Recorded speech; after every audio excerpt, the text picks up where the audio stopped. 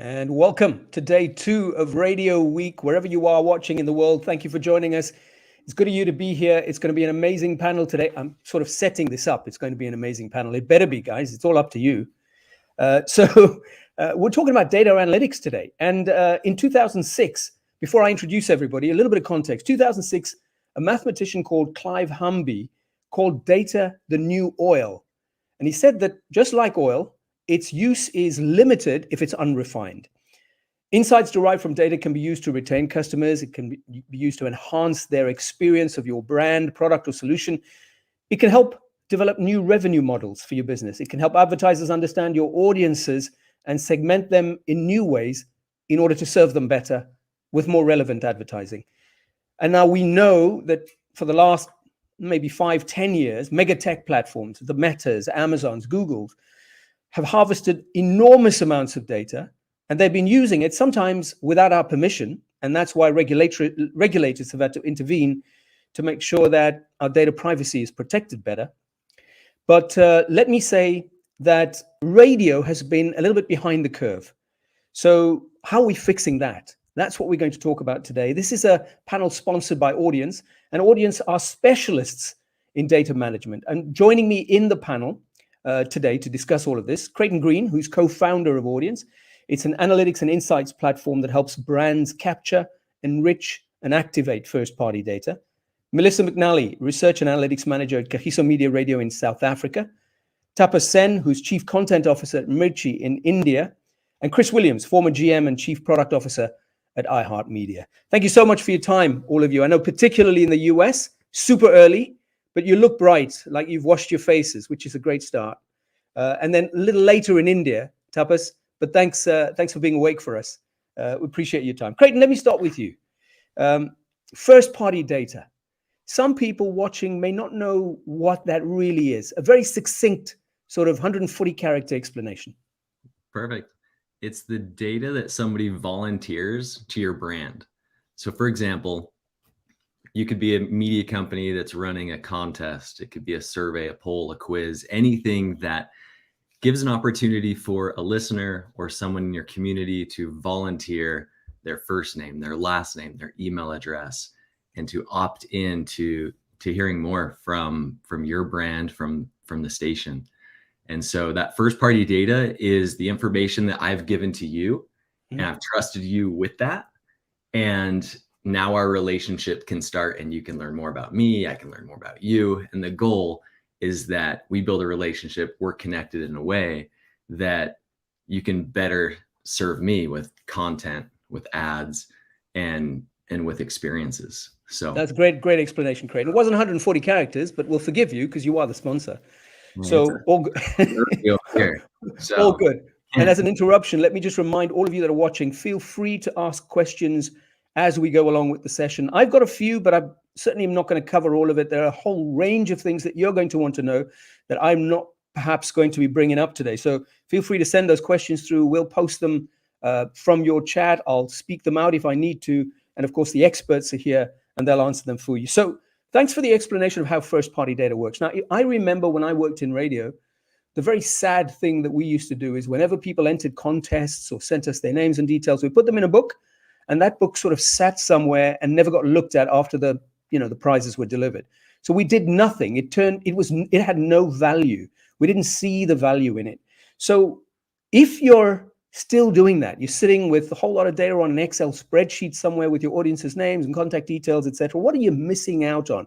What opportunities are you missing out on? Let me stick with you on that, Creighton, and then I'm going to go on to Melissa and the rest of the team. Yeah, it's knowing who your audience is. So if you don't have that in a place where it can be visualized, and what I mean by visualized would be being able to segment it. And so out of all of those people that have ever participated in any sort of interaction with your station or your brand, who are they? Are they my age? Do they have kids? Are they married? Do they even live in your local area? And what are the interests and hobbies? And so if it's not put in the right place, you'll never be able to know who they are, and segmentation will never be possible.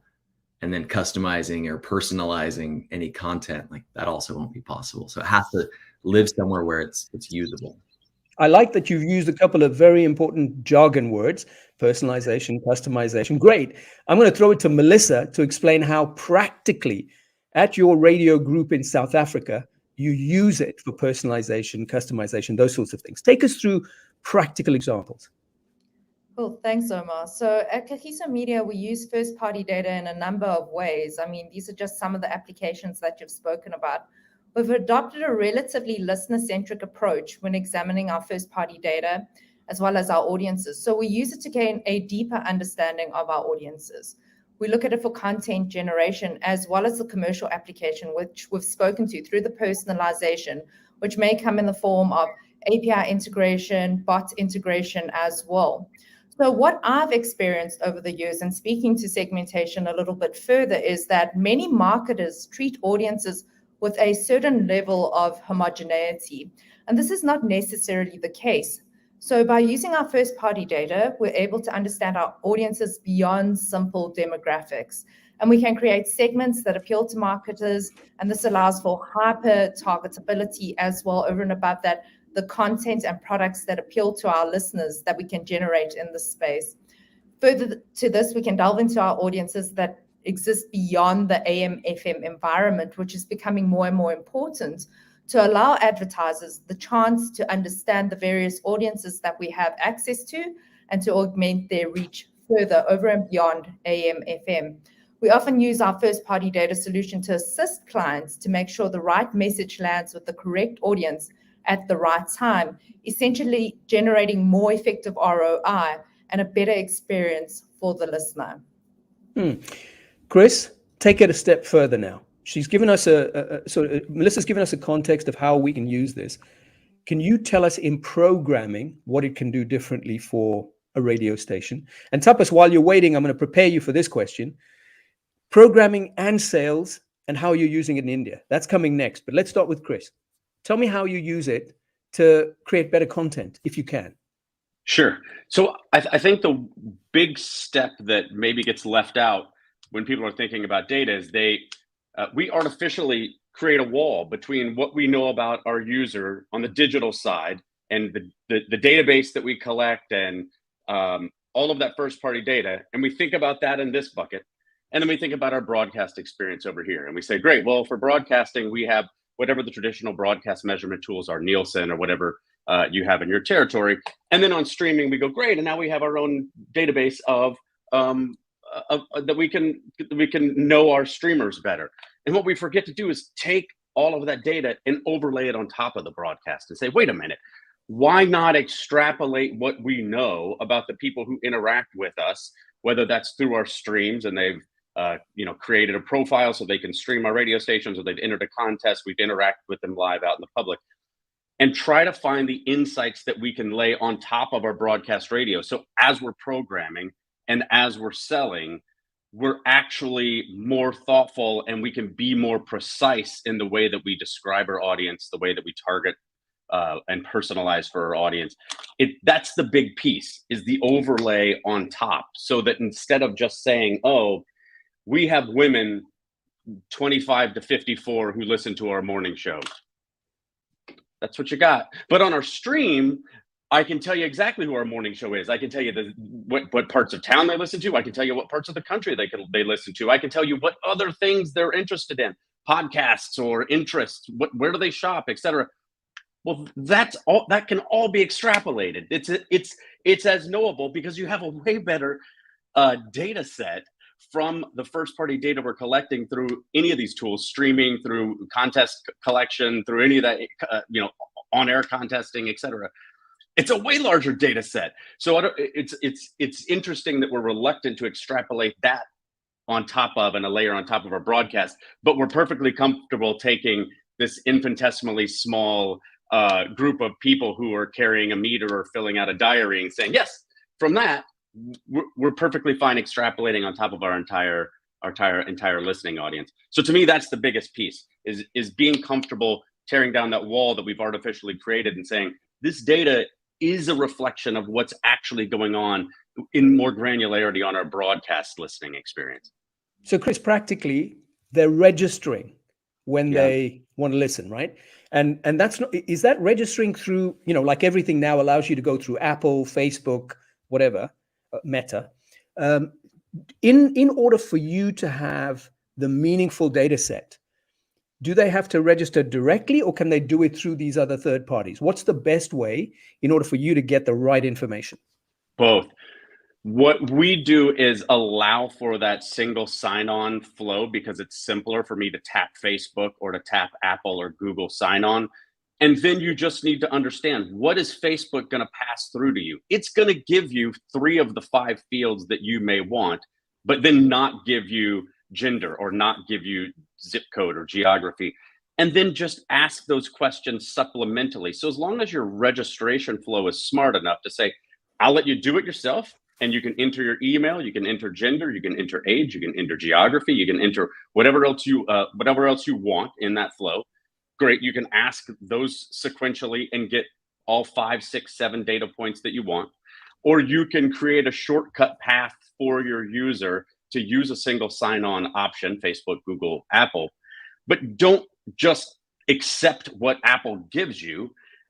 Customize your onboarding so that it goes, great, we can skip these 3 steps, but you still have to tell me what your zip code is. So I'm not going to let you through the gate until you finish paying the toll. So using both is fine. One just allows the audience to have a shorter onboarding flow, but it shouldn't be at the cost of us having a full understanding of who that consumer is. We just need to ask those supplemental questions before we let them complete the registration. Okay, I was going to let you go, but Larry's got a very important question. He's one of those who is watching. Give us an example, he says, of how data has modified your programming. Yeah, absolutely. I mean, listen, we and he said, use please. It. Say again? And he said, please. So you have to. And he said, please. So how are you going to say no? I mean, we absolutely use the feedback loop within our products at iHeart to inform our on-air programming. So I think we are all comfortable with using, call out research or auditorium music testing or some sort of feedback loop where we go out and we collect that information. We collect feedback about our music libraries and the songs that we play. But the audience and our products are giving that feedback all the time. They're in there thumbing things up, skipping content, adding content to playlists, deleting tracks, thumbing down tracks. We actually use that, and that helps on a station by station level. It helps us make programming decisions because it's a much larger, again, our streaming data is a much larger data set than any auditorium music test that we could do. What are you going to have? Maybe 100 people participate in an online music test maximum. I mean, you've got that in 15 minutes on your stream of people who are interacting and giving you feedback, either through completion of a song. I mean, that's a trigger. Did they not even complete the song? Is that a song that you see high bounce rates on in your stream? Are they thumbing it up? Are they thumbing it down? Are they saving it to a playlist? Are they sharing it? So we're looking at all of those data points as they interact with our streams. And that's then being fed back into the broadcast programmers. And they're using that as one of the data points that that informs their decisions about on-air programming. So that's very important. So it could dictate burn, for example, on a particular song or playlisting. You're actually saying that there is a potentially direct correlation as one of the factors that your programmers will consider. 100%. Absolutely. But it's better than you've ever had before because there's much more data than you could ever get before and far easier. That's right. And we'll come to how audience helps you do that in a sec. Tapas, I want to go to you and understand how is that working. Larry's very happy, by the way. Please and thank you. That's brilliant. Thank you, Larry. Really polite. We don't get listeners like that usually. Sometimes they're not that polite. Tapas, tell me about how that's working in India. How evolved is a data strategy at Mirchi? Okay, so let me tell you, see, every geography has its own challenges, right? So now in India, and let me tell you about Mirchi, that we just love data to the extent that in one particular year, our market research expenditure was more than that of Lever on a turnover ratio basis, of course, So we are in love with data, far more than most media companies in India are. Having said that, I think one of the things that, let me just add a layer to the conversation here, which may be a little contrarian to what's being discussed here.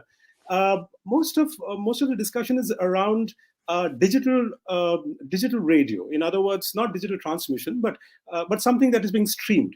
Let's talk about traditional radio, okay, which is free to air traditional radio, which Melissa, even you yourself are very, very familiar with. Now, in that case, the interface with the listener is very, very limited. Okay, contests is something that you brought up. Now, here's the problem, and I'm sure people who are from traditional radio would really appreciate this. When you do contests, it is always 1% of the total audience which is actually responding. And it is always the same 1% which responds to contests. In fact, that's a big problem, because whenever you do contests, it eventually happens that it's almost the same guys who are calling up and the same guys who are winning. It's a huge challenge for radio managers, because how to have a variety in the winners. So it's just that same 1%, and even if you were to analyze this 1% as a data sample, you can't extrapolate it to the remaining 99%, because it's a unique 1%. So that's a huge limitation in terms of application of the data, in terms of actionability of the data. So that's a problem with geographies which are running radios without a digital backbone, traditional radio. Now, in terms of programming, it's now from selling point of view, okay? Even if I get to know my audience very, very well, in the sense that through various researchers, I get to know, let me give an example. My midday is heard by 20% students, 20% women, and 25% people who are driving cars, right? Now, I can't take this data and sell it. Earlier, I would go to a woman's product and say, hey, listen, because it's India and the listenership number is very large, 20% in absolute terms is a huge number. Let me give you an example. Just Delhi city, my midday show is heard by 7 million people, okay? 20% of that is 1.4 million people. So I go to a woman's product seller and says, hey, listen, 1.4 million people are listening to it, even if it is 20% of the audience. Earlier, he would be very happy. Now he says, hey, listen, I have options where 100% of the listeners are women, right? And that's exactly what Chris and Creighton are talking about, that, you can really, really understand your audience to the extent that you can offer a very particular slice to the audience, right? In programming, of course, and Chris touched on this, it's something completely different, because in programming, you are largely, it's in the sense that you're already defined by what your radio station is. If you're a jazz station, you're going to play jazz, right? So even if you get a lot of feedback saying that, hey, listen, I want country, you won't do that, right? So to that extent, I think we have been using data to tweak our programming. But our sales strategies, unfortunately, in a traditional radio setup, there is very limited help from a data point of view. But I'll come to the digital part later as we go along in the conversation.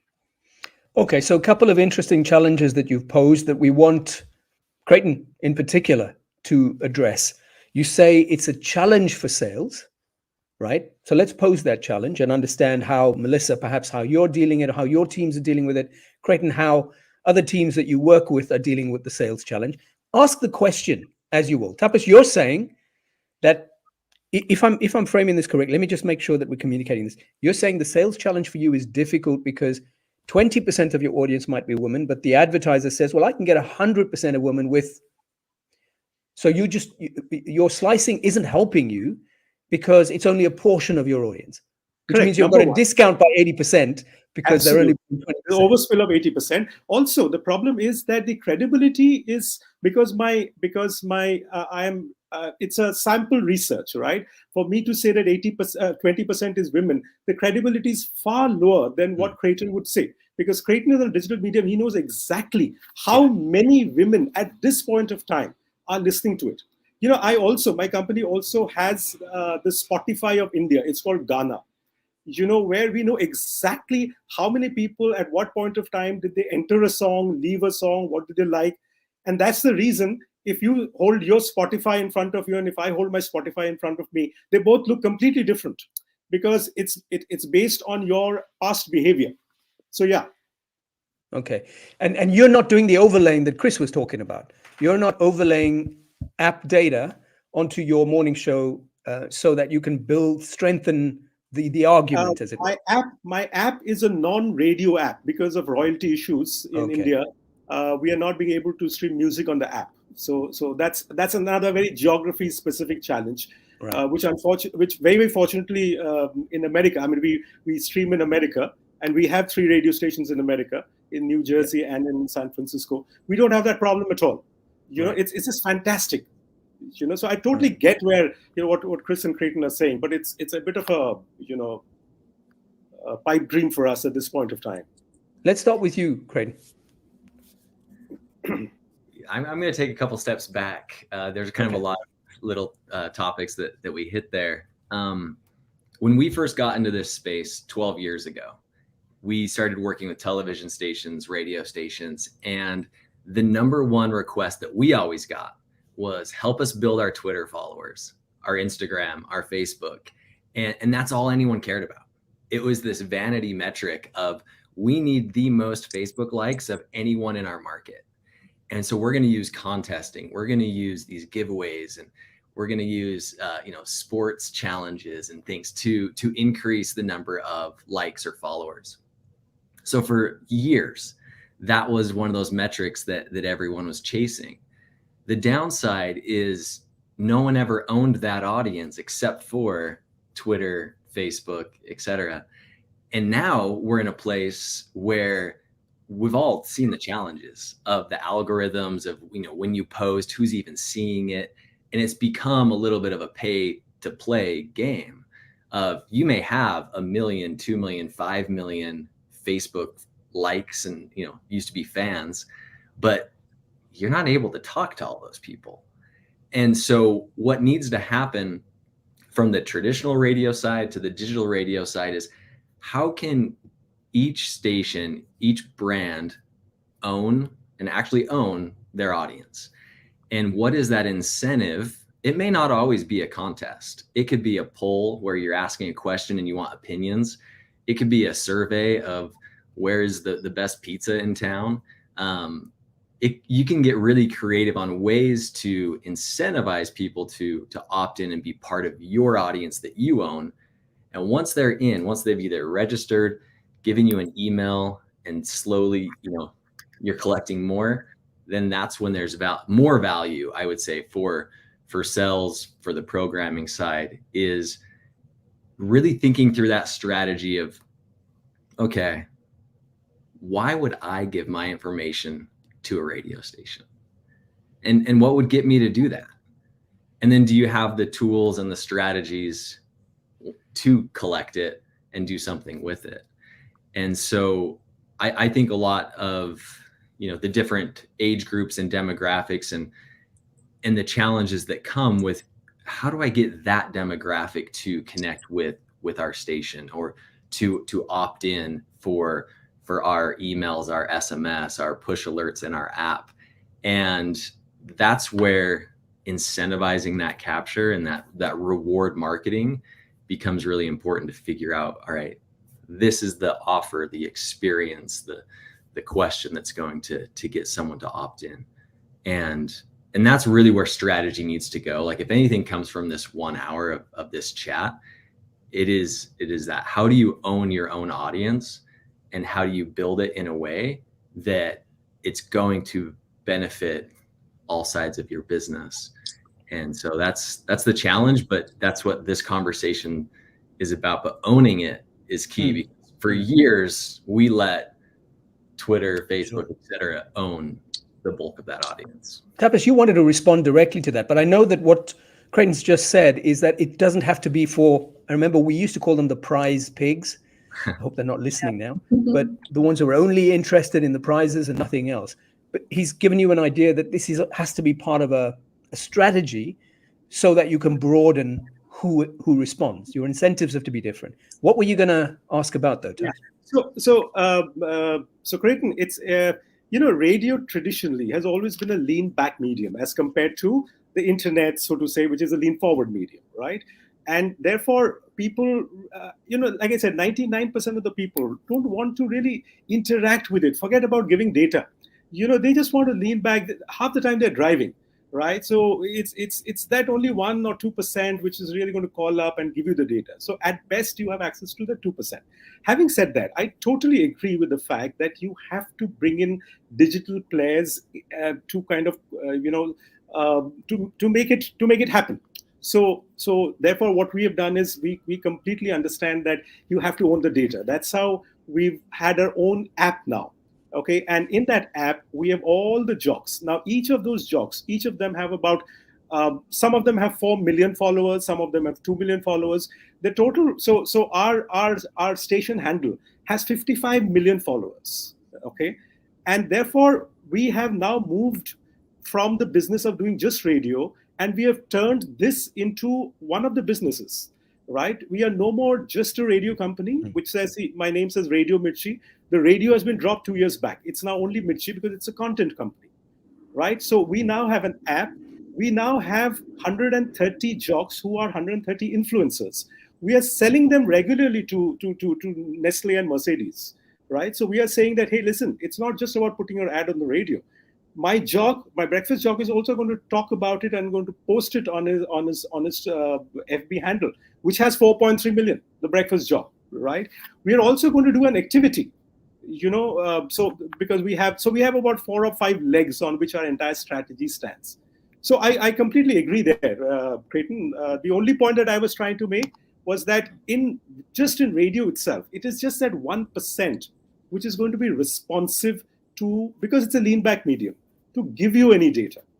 But streaming is different, like you rightly said. So that was my limited point. Melissa, Chris, jump in and challenge it. Yeah. Just real fast. The one thing that it's not challenging it, but I think that you can expand that 1%. And we were really successful in doing that, because absolutely and I'm so glad to know that Prize Pigs is not I thought that was really just a kind of a US only phrase, but it's amazing to know that that's a global concept of that 1 to 2% who constantly win every single contest over and over again.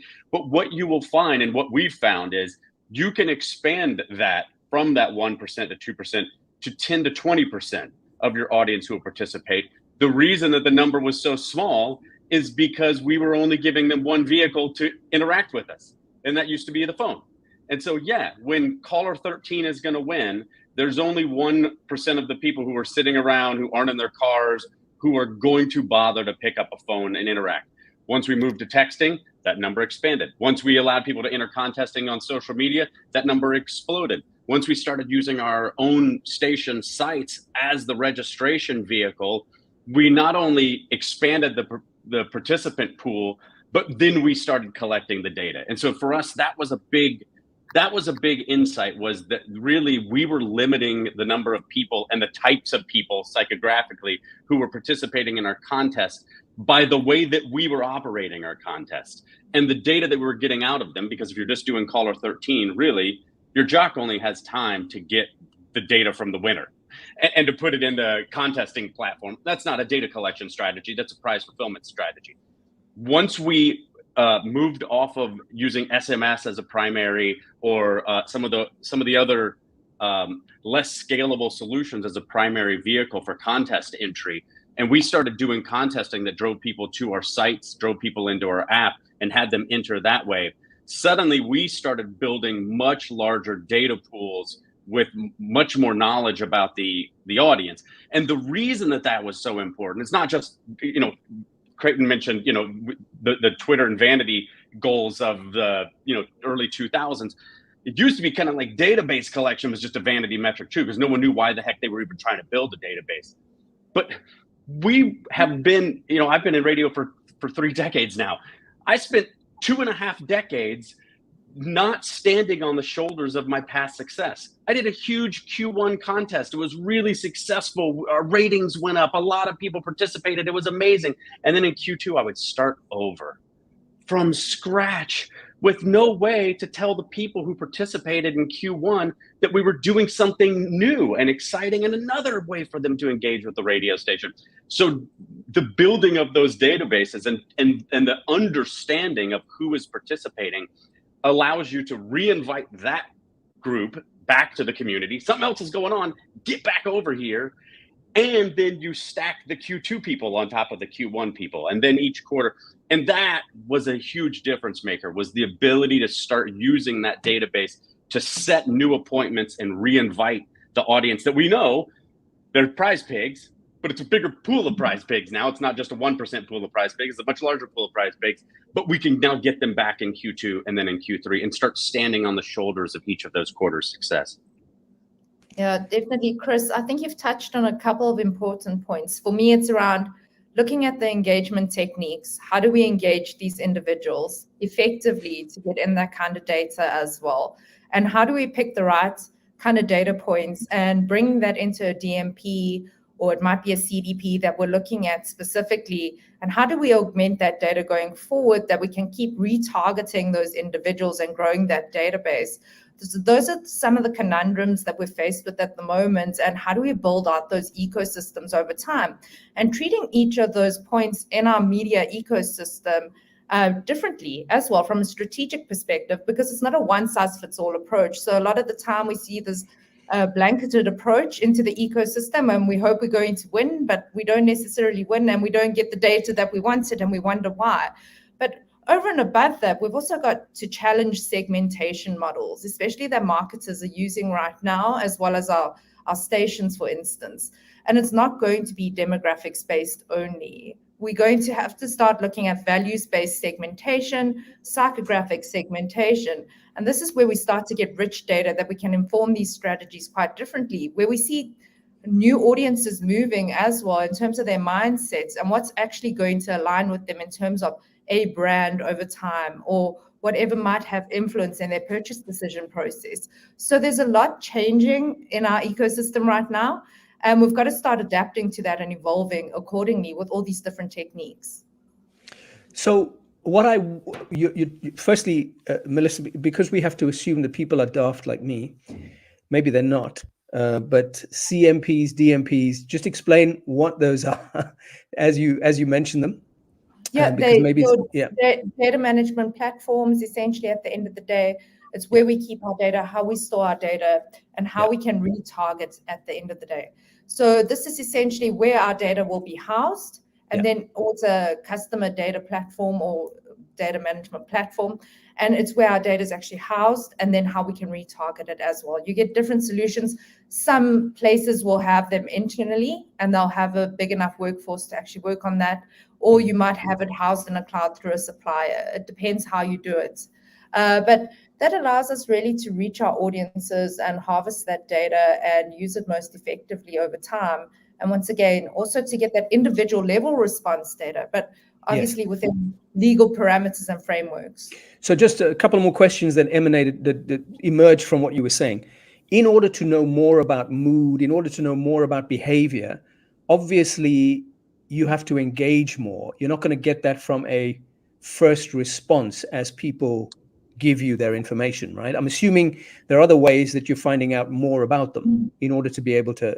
Is that because you're matching it with third-party data, or you're actually getting that directly from these people? And if so, how are you getting so much more information? We definitely getting it directly from our listeners. We have polls, surveys that we create to get that kind of level of engagement. We've also figured out ways of doing it in a fun way, so it's more interactive for the listener to create more engagement. So we also run quizzes and we collect that information. And we see relatively high response rates coming into our database. But what's really interesting for us is that we're able to match it back to the individual over time, so we have more information. So going back to the point where we're going to be able to understand, are they interested in insurance products? What music are they interested in as well? Over and above that, do they have 2 kids and a dog? What's their dog's name, age? So we know how to personalize all the content that comes to them as well as what we're serving to them in terms of advertising. And is this solving Tapas's other issue, which is, you brought a lot of issues, Tapas. Is this solving the issue around FM only, because he doesn't have a parallel app that is time bound around the music show, that he can say, these are the listeners that in the morning show, these are the listeners in the afternoon drive. How are you doing this? How are you matching back to when they listen? So we can create the segmentation in the actual data. So we can create morning show listeners from the information that we actually obtain. And from that segmentation, we can target those morning listeners with content that is relevant. But from a digital platform. Are you getting that from a digital platform? We're getting that from a survey-based platform. Okay. And it might be from an entry mechanic as well that we create on air that we feed through into a bot. So we collect the information from there. Then we've also got our ecosystem where we can get more information out of to augment those audiences and generate further insights. To Chris's point, it's about generating those insights over and above what you're getting, because data is meaningless until we actually have an understanding of what's happening with the audience. So at that point, we use all those data points to start to understand the individual as well as segments over and above that. Okay, I'm going to pause there because Daniel has given us 2 comments. Let me first say the last bit that he's put in. When he was in radio, great that you were, Daniel, taking requests and talking to the listeners provided a lot of info. So there is you could, but I mean, the problem with that is scaling, right? Because individual conversations with 5 million people like Tapas needs to talk to is extremely difficult. So we get the issue. But if you've got a small 30,000 station, maybe over 10 years, you can get all of that information on a one-on-one basis. The problem is scaling. And then the other thing, sorry, someone wants to comment on that. Yeah, not only that, the thing is that the actionability of this information is very limited. In the sense that I get to know a few listeners, I talk to them, and it is great. And it's very good content on radio while I'm speaking to the person.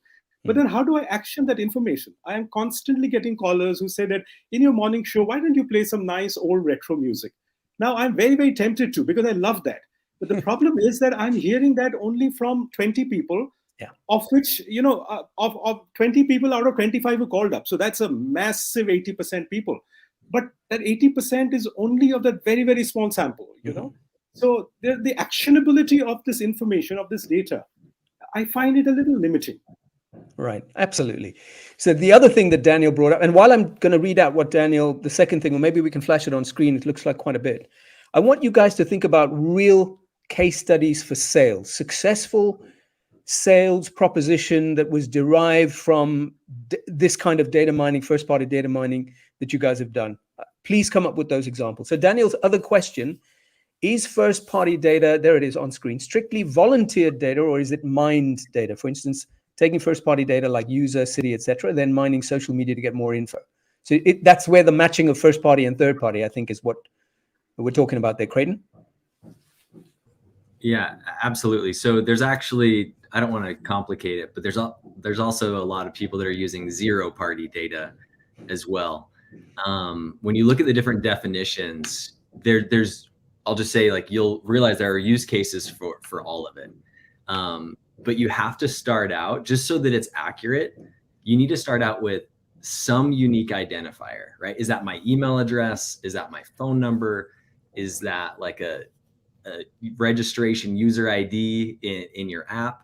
And then you build upon that. The most accurate data is going to be the information I give you. The other information, some of that's going to be assumed based on maybe something that I clicked on, or another platform where, years ago, maybe my preferences have actually changed since then. But yeah, so the idea is volunteer data is I'm giving you at least that initial little bit, but it's incredibly powerful to marry that with other types of data to see that bigger picture. And there are a lot of great tools and also, I guess, pipelines of data that's out there. It can get expensive. And I would just say for most, some of the most actionable and accurate is, of course, the information that I'm telling you that, hey, I've got 3 kids and this is how old I am. This is the area I live in, because there's a lot of data. I mean, I know that me personally, I get a lot of direct mail to my house, and I see a lot of ads, and I get a lot of emails that I don't think they really know me based on the content that I get. Some of it's kind of funny, actually, that somehow they made those connections inaccurately and wasted money on me. I've got a curveball coming a little later, but before we get to that curveball, let's understand whether any of you have come up with an example, a real, proper, practical example of a sales proposition that was developed through this great segmentation we're getting, through understanding our audiences better. And then we'll get to another question from Zain Derbyshire. Go ahead, anyone. So I think I spoke about this earlier when we were dealing with Mercedes, and so Mercedes is always very reluctant to come onto radio because there's not enough. They're looking for very, very high-end clients, right? Well, once we started our app, okay, then we could know exactly who are the people who are coming for the podcasts, etc. And then we did a cross match between our radio listenership audiences and the people who are coming onto the app. What is the source, right? And we identified, and because in India the advantage is every data is big data, right? So whatever samples we create it has a certain degree of credibility to that extent. So by cross sampling that, we found that almost about 70 to 80,000 people, less than 100,000 people, who are listening to radio travel first class, right? So we went back with that data to Mercedes, saying that, hey, listen, radio, this is the kind of data that these are the kind of people who are listening to your radio. However, we are not saying that just put your communication on radio, because that would be probably a 98% spill, right? So we said that, listen, let's do an activity on the app, and I'm going to do footfalls. So I'm going to push through radio, which is a mass media, into the niche media. So it's a bit of a synergy. Radio has the numbers, right? And I can push those numbers into your activity, which could be a physical activity, which we actually did for Mercedes, as well as we did some activity for them on the app. We had a small Mercedes icon. So that particular day, everybody's icon changed to a Mercedes, So it's just gimmicky stuff. But we pushed a lot of people from radio, even those who were not flying first class, but it was just created a lot of noise around it. So the synergy between a physical event, an app event, and radio actually cross-promoting the other two events. So a lot of cross synergies. So what did Mercedes want? What was their objective with this and you? Oh, so Mercedes was launching their entry level, their A level. Okay. So they wanted young executives, young successful executives who have a high-end car, but they want to move. So they wanted to make them jump from their last high-end car to an entry-level Mercedes. Okay. So and how do they know that was successful? Was there some kind of measure you guys had? Well, I wouldn't have that information, but the fact that they came back to us for 2 more campaigns is something completely different. Tells me that they would have done their homework. But I'm sure my sales manager would definitely have that information, but I often don't have that. The fact that they came back is good enough. Yes, we now trust that's credible. Don't worry. It's all good. True. Correct. Anybody else with an example? I've got just a really quick one. Yes. There's a challenge. So in working with, we're at about 4,000 different media companies. We get hit all the time with different challenges where we're just asked to help brainstorm a solution. And there was a need for a group of car dealerships. And so I'm going to kind of stay in that same world of Mercedes a little bit. And so one manufacturer was wanting to get all of their car dealerships to participate. So this is with Hyundai. So you have all these Hyundai dealerships in all these cities. You've got the main top folks at Hyundai, and they want a campaign that is national, but also local, with one goal, and that is to drive leads for their sales reps. And so they needed that data to go into a CRM for the sales reps at a local level. So the challenge was, all right, how do we use radio to get all of those people in these different cities to participate? Really, I mean, so that a lead could be created, qualified, and then sent to a salesperson. And so what the campaign was super simple. There was a large prize, a big enter to win. There's also some local prizes at the individual dealerships as well. And initially we were like, all right, let's make sure that on all of these different pages that an email can be collected, a first name and a last name. But in talking to Hyundai and the folks selling this, it was really important to get a license plate number. And that was one of the goals, is how can we get a license plate number from those that are entering to see if they had a used car that had some value that could be traded in put into that whole play. And so the campaign was built in a way where throw in your email address, you're entered to win. If you're willing to put in your license plate, then that's worth this many, extra entries into the campaign. If that happens, then that triggers in the data a send to the CRM that car dealership uses. And so radio being the megaphone that's pushing people to the campaign, the method of entry was very simple. It was go to the website, put in your email address, and then since the main goal was we need to get these license plate numbers because then that can help us with the rest of the sales cycle, you can incentivize certain actions. And that's where I think we need to get creative with advertisers of finding out what is their objective and how can you then incentivize the actions to help accomplish that objective so that they do keep coming back like a Mercedes or someone. And so we see a lot of unique scenarios. That was an interesting one of we want to collect a license plate number from those that participate because then we know what car they're driving and we can marry that with other data. But that's where the collection of data, reactivating that audience that you already have, incentivizing new actions, all of that becomes really important in that strategy. That flow also allowed for the sharing of first-party data that was not in conflict with the broadcast company's database.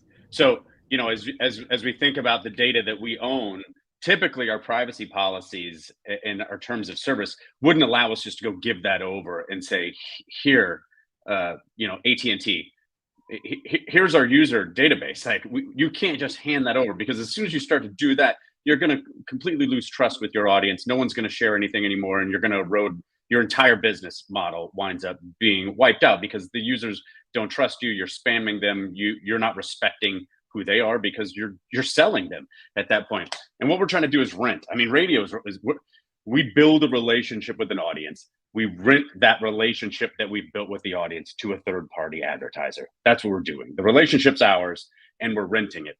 In the model that Creighton just said, I love using our relationships to lead gen for clients, auto manufacturers, insurance sales folks, because we get hung up in, oh my God, we need to be able to deliver X size audience. How many million people can buy?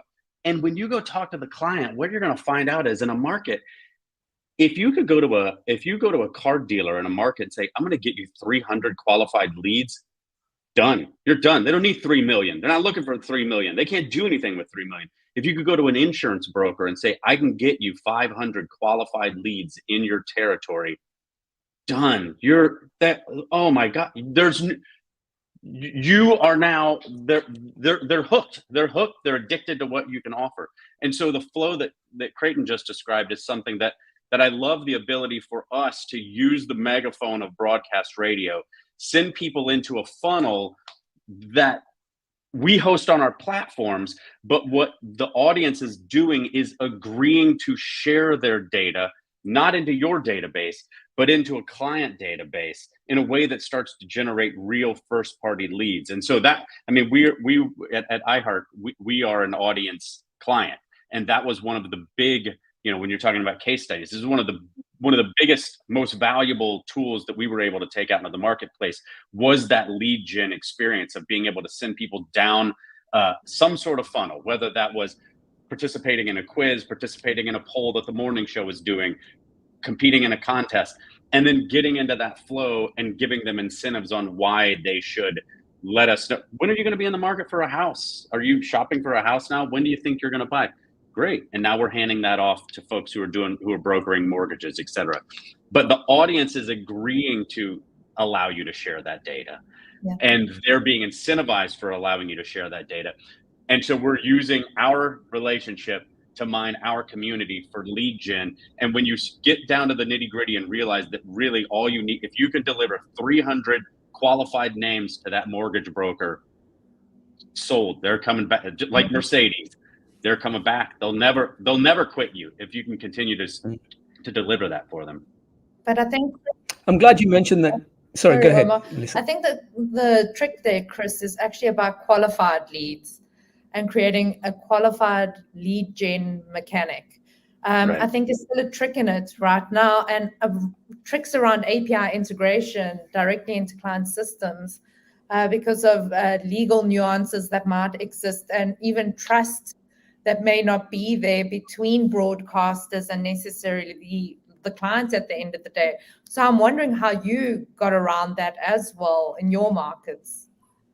Yeah, I mean, there are tools. I'll Creighton can speak specifically to, like, with automotive, for example. There is an actual database that is not our CRM that we hand off to, that then kind of picks up the ball and takes it for us to make sure that we're delivering those in the format and in a way that there's some validation, so that they're not getting garbage. Right? We don't want to be delivering, people who are spoofing their names and their emails and their et cetera and their interest. So I mean, I'll do a little tag team action with you, Creighton, on that. Well, it has to be in real time when it's leads. Like, people want them as soon as possible, because there is that whole time to close, and a lead cools down over time. And so with integrations, and this has probably been where we've spent the most time in the last 24 months, is identifying all of the top CRMs, or the places that automotive or insurance or anyone wants the lead. And then you have also these marketing automation and marketing products like MailChimp, Salesforce, HubSpot, and that list is pretty extensive.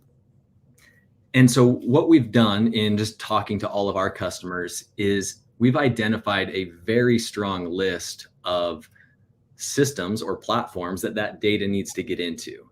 And one thing that we're really always trying to solve is we don't want anyone to download a spreadsheet of leads or opt-ins and email that to a client or any of. So we're trying to solve that, and we feel like, through integrations. It takes a lot of time, it's a lot of work to connect APIs, but most of them are already done. And so if there's a car dealership that uses CDK Global or Vin Solutions, or there's a whole list of CRMs that they use, then we just connect that on our end so that all of that can be encrypted. It can be sent in real time. There can be the attribution, so the CRM knows where that data came from. You get credit for that, and you don't have to worry about somebody saving a spreadsheet in their downloads file on their laptop that's at home that then, anyways, we all know how that can go. So integrations are key with data. They need it quick, and they need it to be encrypted, because there are so many policies and regulations. And I know in different countries, everyone's kind of on a different page, but we know where everything's trending, right? Everything's trending to giving a little more, power to the consumer, where it's their data and we need to protect it. And so that's on all of us to make sure that's happening. Absolutely. So here's the curveball. You mentioned, Chris, that you can give a fantastic qualified lead to a particular customer, 300, maybe even 3,000. But we're up against these monsters who, as we know, I'm sorry, I'm calling them that because I'm a user of Google and I'm a user of Facebook and I'm a user of Amazon, but they've got troves of this data at scales that we can't even contemplate. Even in India, you've got these lovely numbers, Tapas, but Meta and their Facebook is just astronomical. That's the huge 900-pound gorilla. How do we then remain relevant to those customers? Or do they just say, well, the CPMs are cheaper there, plus I've got access and I can slice and dice this stuff, and that's my only solution. I don't need you guys. I'm just throwing it out there, guys. Oh, okay. So there are certain things which Facebook and Google can never deliver. For example, let's say my breakfast job. Okay, I own him, right? And he is supremely popular in the city, right? So and there is no way you can get through on his handle, whether it's Twitter or FB, without going through me. Number one. Number two is that when you're, what we do is essentially, like I said, we have stopped selling only radio. There's almost a ban. Okay, it's a solutions thing, right? So radio, and I'm going to borrow Creighton's term. He used this lovely term called megaphone. That's exactly what we are doing. We are doing all the activities at various places, right? And then we are just megaphoning it into the funnel. So it's really not. There are lots and lots of unique offerings that a local media company will have that Google and Facebook will not have. By the way, Google and Facebook are huge clients of Mirchi. So because for example, Tinder, we did a huge campaign for Tinder because one of our jocks had said that I am going to be single for life. Okay, so Tinder went after him, and it was kind of a Tinder challenge. And this guy went around town asking people to teach him how to use the Tinder. So we went to girls in marketplaces, and we carried that in live video, which was an FB Live. And of course, it was also there on an app later. You could interact with the guy. So all platforms were brought in together. And this has taken us 5 to 6 years of really intense planning and strategy to bring this together so that they all sing the same song. For us to take a strategic decision that we are not going to sell only radio ever was one of the biggest strategy transformations that happened in the organization. So where you can't compete with numbers, you compete with quality. I think that's a great answer. It is. The other thing that broadcast radio does, I mean, Tapas kind of alluded to it, but I'll double down on. We have a relationship. We built trust. Right. If you want to find a restaurant to go eat, you can go Google and figure out a place to go find a restaurant. But the intent at that point came from you. What broadcast radio can do is say, hey, this Friday night, if you're looking for a great date spot and you want to take someone out, boy, have I got a recommendation for you. This is a great restaurant. And a friend just told you about a restaurant. I didn't have the intent. We can help influence intent to behavior that wasn't already there. Google can help you once the intent exists and you're searching for a solution. Sure, absolutely. That's a great product and I use it every single day. But who's planting the seeds of that intent? And who's doing it that you trust? If you have a best friend who tells you about restaurants you should go eat at, and every time you go, they're horrible, you're never going to go again. They've lost their trust with you. We've built the trust. Our morning shows, our on-air talent, they have a relationship. I listen to them in the morning. They make me laugh. I trust them. I feel like I know them. And if they make a recommendation to me, I'm going to follow up on that. And that's why endorsements are so powerful. That's why live reads are so powerful. That's the entire podcast business model was built around taking radio endorsements and doing them on demand, And so that's what broadcast can still do, is help to create intent where intent didn't exist. And so that's something that we can't forget about. And the second piece is you can target yourself out of oblivion.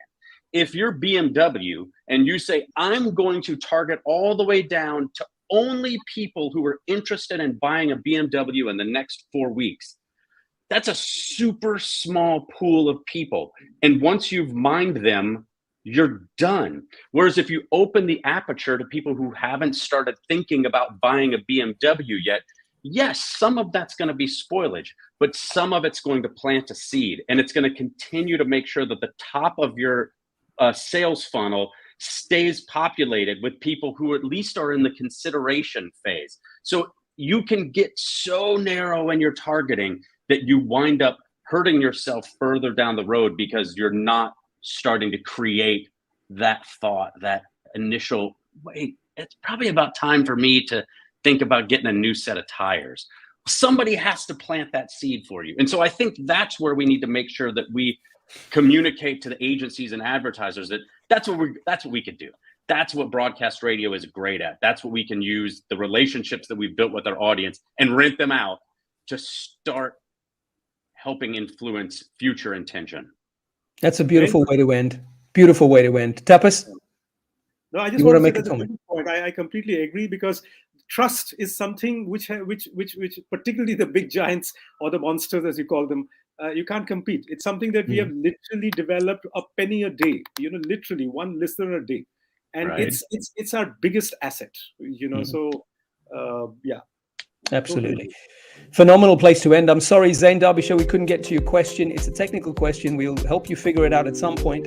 But for the moment, I just want to thank all of you guys. This was superb to listen to you talk with such passion, such energy, and of course, conveying your wisdom. Creighton, thank you for making it possible with audience, and strength to you and your team as you continue to work for the sustainability of radio businesses through the software and through what you're creating. We appreciate it. Thanks. Let me go through each one of you. Creighton Green from Audience for making this panel possible. Melissa McNally joining us from Kagiso Media in South Africa, giving us some great insights about how you use first-party data. Chris Williams, formerly of iHeart, and Tapas Sen from Mirchi. I won't say Radio Mirchi because that's not anymore in your title. And all of us who run radio businesses know that we're not just radio businesses anymore. Digital makes it possible for us to be much, much more. And most importantly, like all of you said, we have trust.